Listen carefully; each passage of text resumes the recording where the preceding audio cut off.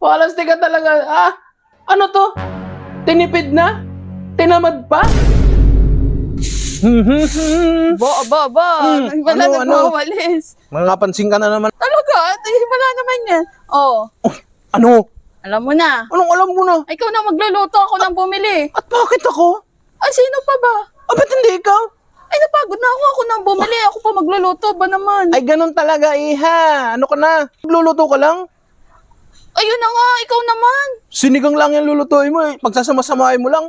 Ate, kinakatamaran mo pa. Ano ka na? Ako, kahit kailan ka talaga.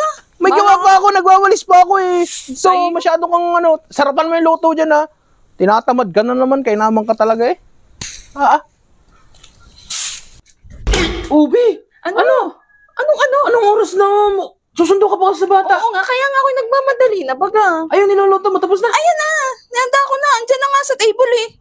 Ito. Oo, hindi ko na nga sinalin at ako'y nagmamadali na. Pupunta pa ako kay Denden. Tikman ko muna yung luto mo. Baka mamaya kung ano na ginawa mo dito. Pagdating ng anak mo, gutom na yun. Oh. Oh! Ano to? Oh, bakit? Sinigang, ano ba mga alam mo dyan? Sinigang! Oo nga, oo. Di ba sinigang yan? Walas ka naman ka, Terena. Ano to?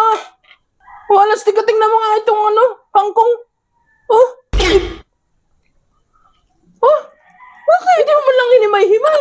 Nagmamadali nga kasi ako. Oh, Sabi ko na ikaw nang magluto. Walas ka talaga. Ah, ano to? Tinipid na? Tinamad pa? Yung isda, dadalawang piraso.